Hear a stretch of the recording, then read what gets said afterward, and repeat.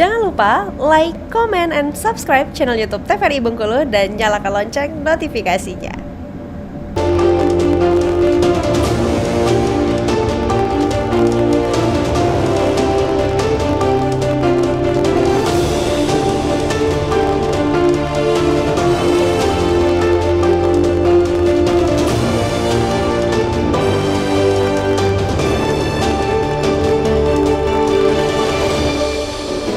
Pemirsa, Anda kembali menyaksikan Berendo TVRI Bengkulu edisi hari ini dengan tema Pasca Putusan Mahkamah Konstitusi Terbaru. Dan tentunya kita masih bersama dengan kedua narasumber kita, ada Ahmad Wali selaku akademisi dari Fakultas Hukum Universitas Bengkulu dan juga Pak Budi Darmawansyah, Ketua Pimda PKN Provinsi Bengkulu.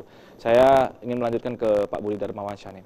Gimana dengan pandangan bahwa sebenarnya threshold yang dikeluarkan oleh Mahkamah Konstitusi dengan putusannya nomor 60 ini cuma menguntungkan partai-partai besar yang ingin mengusung kadernya sendiri saja. Contoh misalkan partai-partai kecil ini yang tidak ada kursi di parlemen, ketika bergabung pun semuanya masih kurang thresholdnya untuk mencalonkan ketika mereka semua koalisi. Seperti apa pandangannya, Pak? Sebenarnya kalau saya baca itu MK 60 itu sebenarnya tidak menguntungkan partai-partai besar. Itu kan membuka peluang sekarang bahwa satu suara itu pun sangat dihargai. Kalau dulu kan tidak, kursi. Jadi yang dapat kursi yang mati-matian kampanye tapi tidak memenuhi kuota, tapi kan banyak itu. Kalau digabungkan, luar biasa itu, bisa berapa kursi itu. Itu penghargaan aja. Maka itulah dikatakan demokrasi yang sebenarnya itu. Kalau mau betul demokrasi ya jangan dibatasi kursi, suara itu. Itu baru dikatakan demokrasi. Dibuka secara suara. Iya, demokrasi. Kalau nggak mau ya harus dibatasi, tapi harus konsisten gitu loh. Dibatasi berapa jatah kursi suara yang bisa masuk itu, tapi tidak boleh lagi nambah partai gitu loh. Harus dibatasi, tapi nggak bisa. Di Undang-Undang 45 udah dibahas juga, apa nih, ada isinya bebas. Kebebasan berserikat ya, itu aja. Contoh kayak di Amerika. Amerika itu bukan Demokrat Republik aja yang ada. Partai-partai lain banyak, termasuk partai komunis pun ada. Tapi parlemen thresholdnya sangat tinggi, makanya muncullah Demokrat sama Republik yang betul. Nah, yang lain-lain ini berkoalisi, gabung gitu. Ada tuh, jangan dilihat itu. Coba tanya aja, Demokrat siapa sih? Ketua partai bingung orang. Republik siapa? Nggak bingung. Orang di partai di situ itu mencari orang. Nah, itu harusnya seperti itu. Gitu. Kalau Bapak melihat sekarang, kenapa baru putusnya saat ini? Kalau Bapak tadi kan mengatakan bahwa sebenarnya ini bukan karena momentum Gelora dan juga Partai Buruh yang mengajukan. Kita ini kan gini, bukan itu ya. Kita ini kan baru merdeka berapa tahun? 79 tahun. Ya kan? Pasti banyak, ya banyak ada yang kurang. Itu kan harus diperbaiki pelan-pelan. Amerika aja bisa makmur tuh 200-an tahunan itu baru bisa itu. Kita mau itu hebat kali. Sedangkan kita ini ya maaf aja. Banyak orang ngusik negara kita itu 6 negara. Yang terakhir Jepang kan. Belanda mau masuk lagi, nggak bisa. Itulah merdeka kita. Baru diakui tahun 50-an kita. Ya kan? Bukan tahun 45, mereka masih nyerang. Gitu. Kita ini pernah diusik 6 negara loh. Spanyol, Portugis, Inggris, Prancis, Belanda, Jepang. Bukan yang dikatakan bahwa Belanda menjajah 3 enggak. Itu harus tahu sejarah. Makanya karakter bangsa kita ini aneh-aneh, dan memang pemberani karena 6 negara itu mengusik. Artinya dinamisasi dunia politik dan hukum ke depan ini masih akan terus terjadi kalau terjadi pasti. Itu perbaikan-perbaikan untuk menuju betul-betul yang negara yang demokrasi betul itu, Pak. Kalau saya katakan negara demokrasi betul itu cuma 2 negara kok kalau mau tahu. Indonesia sama India. Ya kan? Amerika tuh demokrasi, ngaku-ngaku orang demo. Enggak ada, sistem pemilunya lain. Yang betul one man one vote, satu suara satu orang itu ya Indonesia India. Lainnya enggak ada. Nah, makanya ya wajar kalau ribut-ribut itu pun enggak sampai kacau ributnya. Coba negara besar itu kayak gitu. Kalau di Amerika kan distrik, serikat ya, mewakilin provinsi ini sekian, sudah ini dapat. Nah, coba kalau satu demi satu, itu lebih hebat lagi. Di sana ada orang kulit hitam itu merasa masih Diskriminasi. Iya, di Indonesia enggak. Nah, Ya, kita yang bisa dikatakan salah satu dari dua negara di dunia yang menerapkan paling demokrasi secara mutlak. secara tidak langsung negara lainnya melihat bangsa Indonesia mereka ini segan. Banyak beraneka ragam kepercayaan dan agama aja masih bisa bersatu. Oke. Nah, itu. Artinya dinamisasi ini masih akan terus terjadi Masih gitu, Pak? terus.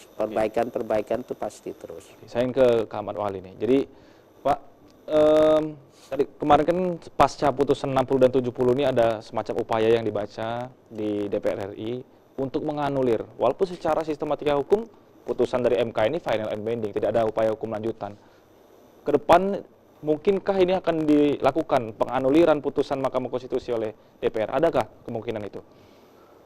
Dinamika politik itu kan akan selalu seperti itu, terjadi tarik-menarik kepentingan.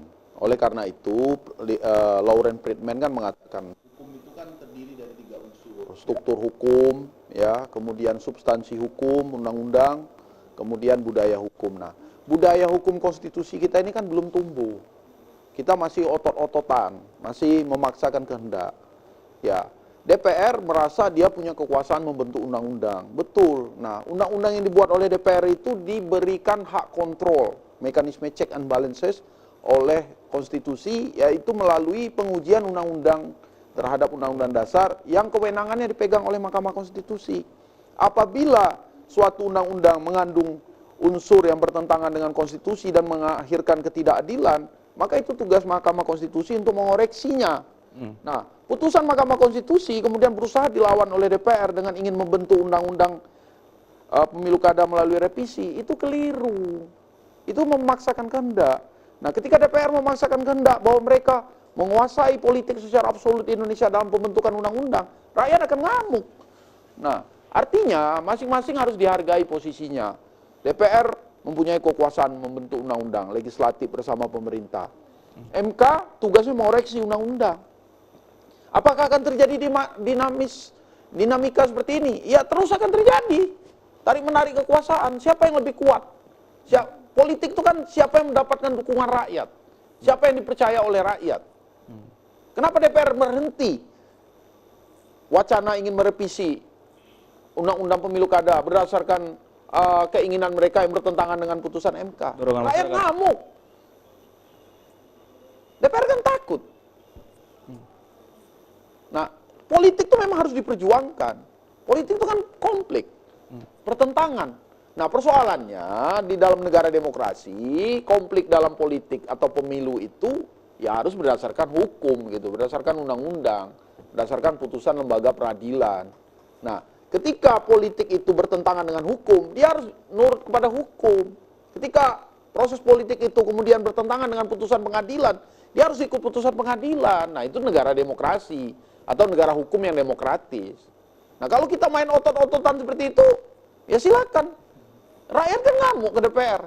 Bayangkan tuh hanya dalam waktu 1 kali 24 jam, putusan MK itu dilawan dengan upaya DPR untuk melakukan revisi. Apa yang terjadi? Begitu dahsyat rakyat mengamuk di seluruh Indonesia secara spontan. Nah, ini harus jadi pelajaran bagi elit politik. Silakan Anda berpolitik, silakan Anda bermanuver, jungkir balik, boleh. Mau koalisi ini, mau oposisi, boleh, bebas. Tapi ingat, apakah semua tindakan para politisi itu berdasarkan hukum konstitusi enggak? Berdasarkan hukum tata negara enggak? Berdasarkan putusan Mahkamah Konstitusi atau tidak? Nah, ini yang harus diberikan pendidikan kepada masyarakat. Politik itu memang konflik, tapi konflik yang dibatasi oleh undang-undang, oleh hukum. Kalau diibaratkan pemilu itu sama dengan pertandingan olahraga tinju. Ada ring yang membatasi, ada wasit, ada aturan, ada tata tertib. Apakah orang yang mengikuti pertandingan tinju itu kemudian tidak cedera? Ada yang cedera, ada yang mati, kena pukul. Tapi kan ada batasan, aturan gitu loh.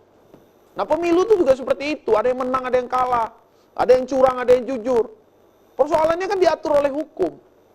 Nah, ketika diatur oleh hukum, ya, apakah perbuatan-perbuatan yang dilakukan itu bertentangan dengan hukum atau tidak? Kalau bertentangan, kemudian ada pihak yang melaporkan keberatan, ya harus diproses secara hukum. Yang muaranya ke pengadilan, baik ke Mahkamah Agung maupun ke Mahkamah Konstitusi. Nah, ketika putusan lembaga peradilan ini sudah ada seperti Mahkamah Konstitusi, ya DPR harus ikut gitu loh. Ketika DPR melawan putusan Mahkamah Konstitusi, akhirnya apa? DPR berhadapan dengan rakyat. Nah, ini yang berbahaya. Maka pok populi pok dei, kan suara rakyat itu adalah suara Tuhan. Itu memang jarang terjadi. Tapi kalau rakyat udah ngamuk, dampaknya besar gitu loh. Oke, tapi kalau kita lihat Pak, putusan dari Mahkamah Konstitusi ini yang sejalan dengan pemikiran rakyat dan kehendak dari masyarakat kan putusan 60 dan 70 ini saja.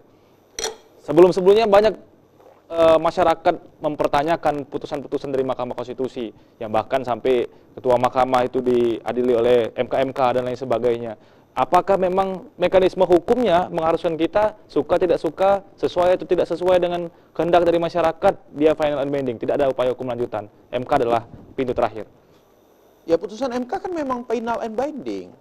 Nah, maka diharapkan orang-orang yang menjadi hakim MK itu kan orang-orang yang berjiwa negarawan, yang betul mengerti hukum dan membuat keputusan hukum itu sesuai dengan kebutuhan rakyat. Nah, apabila MK itu bermain-main kan akibatnya kan ada yang terjungkal. Akan mengalami proses, akan dimintai pertanggungjawaban secara etika, secara hukum, secara moral. Nah, ada batas-batas orang bisa mentolerir suatu kesalahan, suatu perbuatan, suatu perilaku, suatu pelanggaran etika, tapi ada batas-batas tertentu tidak bisa gitu loh. Apa kurangnya kekuatan Presiden Soeharto selama 30 tahun? Kita kan ngalami ya Bang Budi ya, masa-masa itu. Tapi ketika rakyat ngamuk, jatuh. Begitu juga di Bangladesh. Ya kan? Ketika undang-undang yang dibuat oleh Perdana Menteri Sheikh Hasina dilawan oleh mahasiswa dengan demo yang begitu masif. Nyerah kan? Akhirnya kan apa? Perdana Menterinya lari ke India. Nah, itulah politik itu seperti itu gitu loh. Oke. Ya kan? Itu akan terjadi. Kita nggak bisa berharap semuanya berjalan mulus. Politik pasti ada konflik, ada dinamika. Oke. Tinggal urusnya selaras atau tidak dengan kehendak dan juga keinginan daripada Ya, harus diselesaikan secara hukum. Ujung daripada proses politik itu hukum. karena hukum sebagai batasan ya. Oh iya. Oke, semakin menarik pembahasan kita harus jeda terlebih dahulu. Pemirsa jangan kemana-mana, tetap di Brendo TVRI Bengkulu.